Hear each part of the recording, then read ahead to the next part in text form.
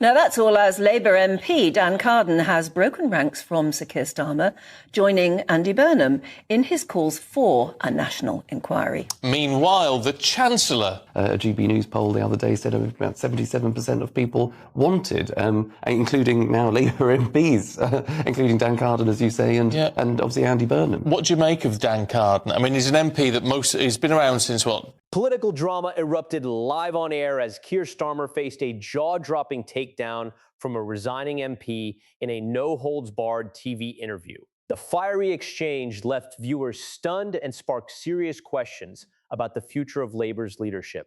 In this video, we'll break down the key moments from that explosive confrontation, the reasons behind the MP's resignation, and what it could mean for Starmer's leadership and the Labour Party going forward. Let's dive into the details of this intense political showdown. Let's crack on, because it's been a PR disaster for Labour this week. Nigel Farage has reignited that debate over whether there should be a national inquiry into the rape gangs. The Reform leader accusing the Health Secretary of attempting to conceal the reality of the gangs. Hey, quick favor before we move on. If you're finding this political content interesting, please take a moment to like the video and subscribe to the channel. Most of you watch without subscribing. It's completely free, but it makes a huge difference for us. Have you hit that button yet? Thanks so much for the support. Now let's get back to the video. At this stage, we've got Simon Danczuk, who's a former Labour MP for Rochdale. Somebody wrote an article in the Daily Telegraph naming two Labour MPs now deceased who warned him that he must not mention the ethnicity, race or religion of the perpetrators of the Rochdale grooming gangs. The nation was shaken by revelations that sent shockwaves across the political landscape. Former Labour MP Simon Danczuk made explosive allegations against his own party, claiming senior Labour figures pressured him to stay silent about grooming gangs during his time in office. The controversy intensified when billionaire Elon Musk stepped into the spotlight, using his vast platform to demand accountability. In a series of pointed posts, Musk accused Keir Starmer of complicity in what he described as the rape of Britain, drawing attention to Starmer's tenure as head of the Crown Prosecution Service. The stage was suddenly set for a full-blown political firestorm. The reality is, you've been smashing your head against a brick wall about this for years, haven't you? Yeah, that's right. I was the bit of context. I was the MP for Rochdale, 2010 to 2017. The Rochdale grooming scandal blew up in 2012. It was the first I'd heard of it. In Rochdale, in Rochdale, yeah, absolutely. And then from there on in, I campaigned intensely for 3 years, in every aspect, raising questions, raising issues on the floor of the House and everything else. What surprised me, first and foremost, is that Jim Dobbin MP, Labour MP, very senior MP in terms of his longevity. Knighted by the Pope? Yeah, absolutely, yeah. Between 2008 and 2013, Keir Starmer served as Director of Public Prosecutions, overseeing criminal prosecutions across England and Wales through the Crown Prosecution Service. It was during this period that the country was confronting a deeply disturbing crisis involving grooming gangs. Despite growing evidence and increasing public concern, a number of cases were criticized as being overlooked or poorly handled. Since then, critics have questioned Starmer's leadership at the time, arguing that his tenure did not deliver justice for many victims and that the failures allowed the crisis to escalate further. They give me some sort of fatherly advice. I've been an MP for a long time. I'd only been there 2 years. And he said, listen, Simon, just, you know, we were at some event. He said, don't mention the ethnicity. It could cost us votes. You know, just play it straight, so to speak. If that wasn't shocking enough, when the story breaks, Tony Lloyd, who's the chair of the Parliamentary Labour Party, so a very senior figure, was going to be the police commissioner for Greater Manchester. He was standing to be the police commissioner in an elected position. And he came up to me in Parliament and said, listen, Simon, I don't believe ethnicity is a factor in this. I don't think we should mention it. It could cost us vote. Simon Danczuk's revelations exposed a disturbing pattern of enforced silence inside the Labour Party. He directly named senior figures Tony Lloyd and Jim Dobbin as key individuals who pressured him to withhold information about grooming gangs. These claims cast a harsh spotlight on the party's leadership at the time, raising serious questions about their priorities and their commitment to confronting such grave issues. Now to the grooming gang scandal that simply will not go away, and Kemi Badenoch has demanded that the government launches an immediate inquiry into child exploitation in Britain, despite not doing that while the Tories were in power for 14 years. And this comes as Sir Keir Starmer is attacked over his handling of the Oldham grooming gang scandal when he was also head of the Crown Prosecution Service. In a surprising twist, Elon Musk, known for his bold and often controversial remarks, turned his attention to British politics. He openly accused Keir Starmer of enabling systemic failures during his tenure and called for his resignation. Musk's sharp criticism quickly gained traction, striking a chord with victims and whistleblowers who have long felt ignored. Many praised him for bringing attention to an issue that politicians had largely avoided, viewing his intervention as a much-needed demand for accountability in the face of continuing injustice. Possible. There's a reason why cultural differences exist. You can't take someone who has got an entirely different cultural upbringing and say to them that, look, well, you know, this is a haven for multiculturalism in this country, so therefore you do whatever you want to. Oh, that doesn't fall in line with our culture. You can't do that. Well, the two don't marry up. It's not going to work, is it? That doesn't really work, multiculturalism. You have to, if you come here, you have to be British and accept our values. Well, I would say, what I think multiculturalism comes is people mistake multiculturalism for multi-faith. Multi-faith is very different, right? If someone wants to follow a different faith, knock yourself out, enjoy it, go for it. We live in a country where you are allowed to practice whatever faith and you can be want. multiracial. That works. Unfortunately, when it comes to cultural issues, Elon Musk, best known for his work in technology and space exploration, has stepped into the UK political arena with sharp criticism of Keir Starmer. His social media remarks have intensified the debate surrounding Starmer's role in the child grooming scandal. By calling for a national inquiry and even floating drastic steps such as dissolving Parliament, Musk has positioned himself as an outspoken critic of the British establishment. His intervention has ignited fresh debate about the influence of global figures in domestic politics and whether his involvement represents a justified demand for accountability or an overreach. Whatever the public may think, his statements have undeniably drawn international attention to the controversy, increasing pressure on Starmer and his administration. The new year has started with a focus on the decades-long rape gang scandal.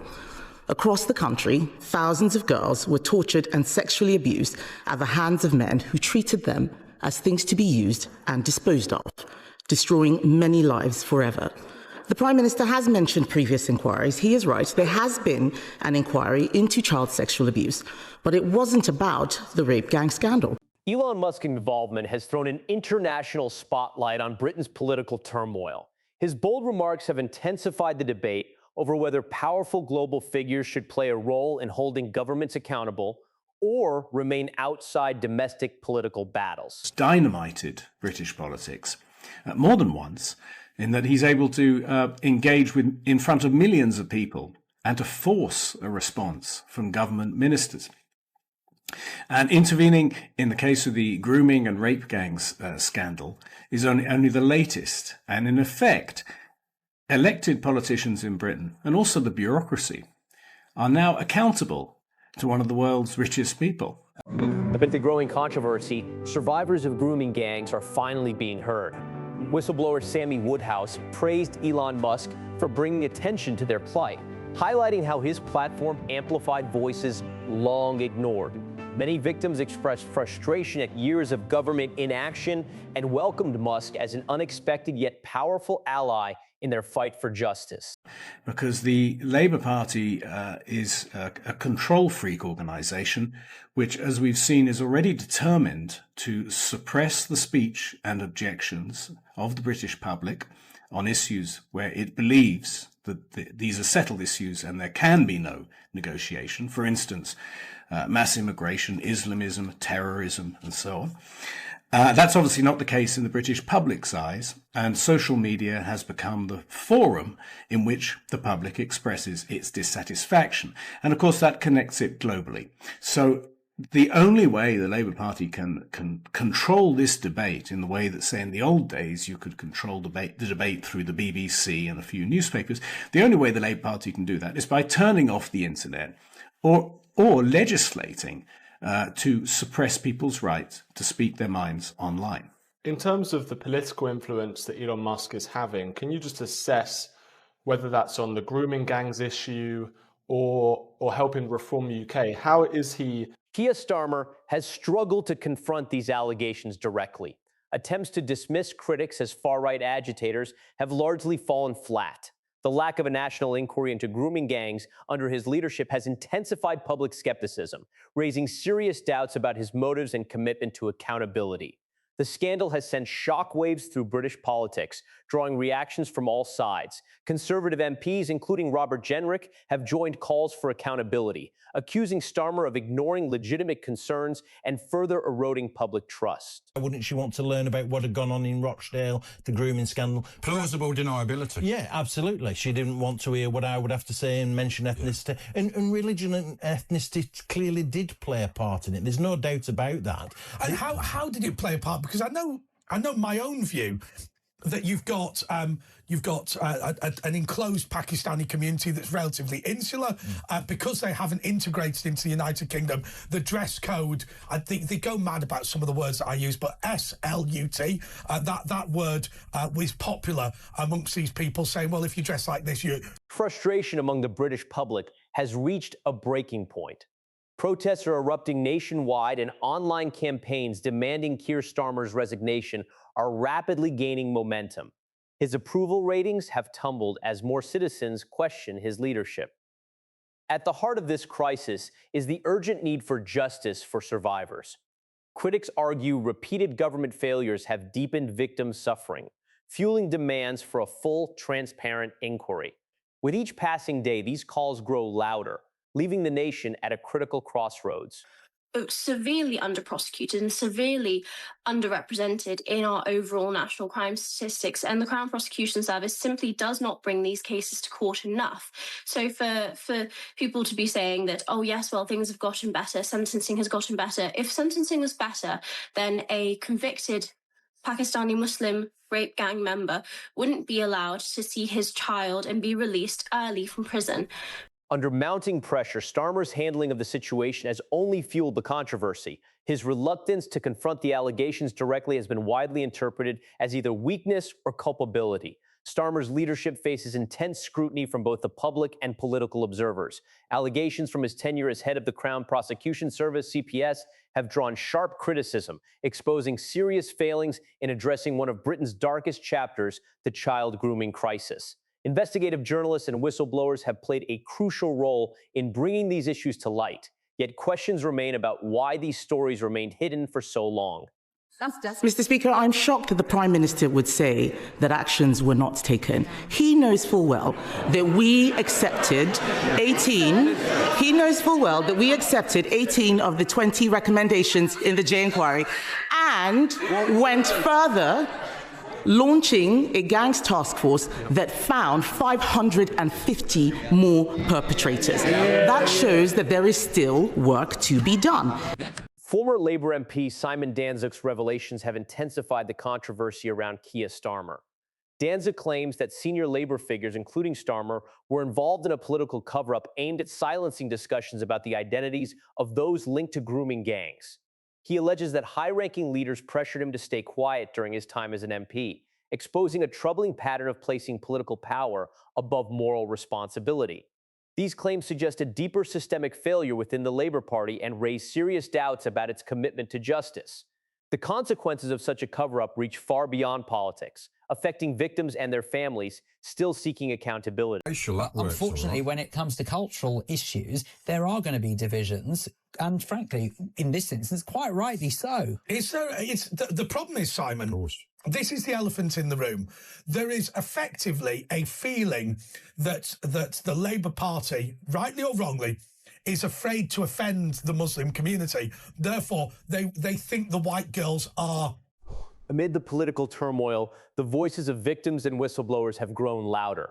Survivors of the grooming scandal, including whistleblower Sammy Woodhouse, have praised figures like Elon Musk for drawing renewed attention to their suffering. For years, these victims felt abandoned by the justice system and ignored by political leaders.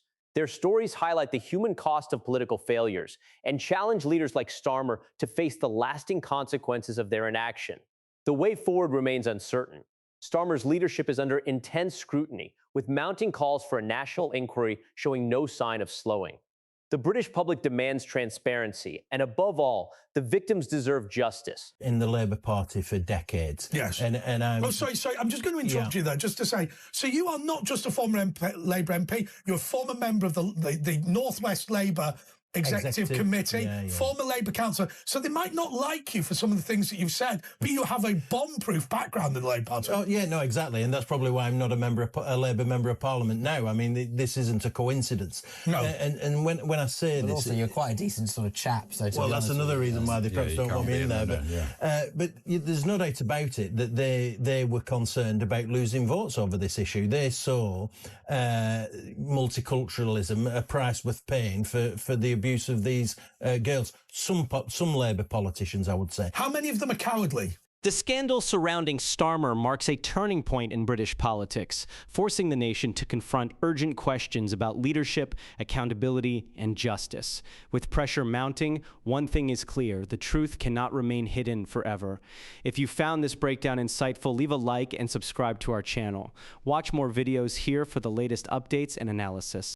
Oh, well, I mean, I wouldn't like to put a percentage on it. But some of them are literally saying, I don't care, and others are saying, I'm too frightened to complain. Yes, no, that's right. Well, if you take Jim Dobbin, the MP for Haywood and Middleton, he just wanted a quiet life. That's why he was saying it. He wanted to coast along, be an MP, get all the trappings that come with that, the foreign trips and everything else. It's a fair description of it. Yes. Not very good at doing the casework. You've met MPs who are like, it's a cross-party issue. I met Jim Dobbin, and he's one of those people